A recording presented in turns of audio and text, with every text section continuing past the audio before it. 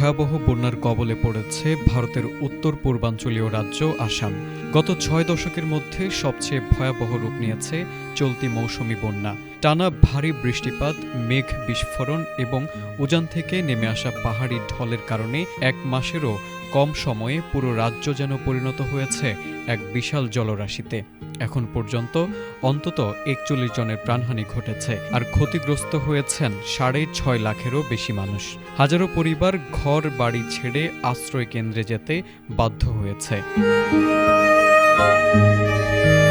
আসাম রাজ্য দুর্যোগ ব্যবস্থাপনা কর্তৃপক্ষের সর্বশেষ তথ্য অনুযায়ী গত ২৪ ঘণ্টায় আরও ১০ জনের মৃত্যু হয়েছে।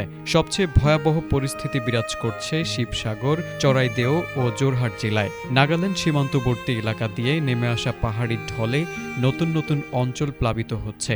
ইতোমধ্যে ৯৩৯টিরও বেশি গ্রাম পানির নিচে তলিয়ে গেছে এবং হাজার হাজার একর ফসলি জমি সম্পূর্ণ নষ্ট হয়ে কৃষকরা চরম ক্ষতির মুখে পড়েছেন।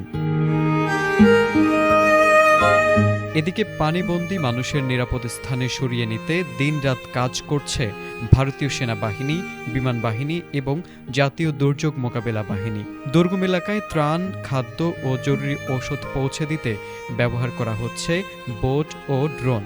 বন্যা কবলিত এলাকা পরিদর্শন শেষে আসামের মুখ্যমন্ত্রী হিমন্ত বিশ্ব শর্মা বলেছেন, ক্ষয়ক্ষতির পরিমাণ প্রাথমিক ধারণার চেয়েও অনেক বেশি। পরিস্থিতি স্বাভাবিক না হওয়া পর্যন্ত সংশ্লিষ্ট সব সরকারি দপ্তরকে সর্বোচ্চ সতর্ক অবস্থায় কাজ চালিয়ে যাওয়ার নির্দেশ দিয়েছেন তিনি। ভারতের আবহাওয়া অধিদপ্তর জানিয়েছে, আগামী ৪ দিন আসামের বিভিন্ন এলাকায় মাঝারি থেকে ভারী বৃষ্টিপাত ও বজ্রপাত অব্যাহত থাকতে পারে। এতে আকস্মিক বন্যা, জলাবদ্ধতা এবং পাহাড়ি এলাকায় ভূমিধসের ঝুঁকি আরও বেড়ে যাওয়ার আশঙ্কা রয়েছে।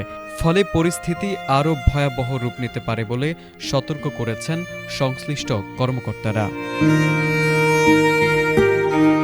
তারেক আজিজ, এটিএন বাংলা।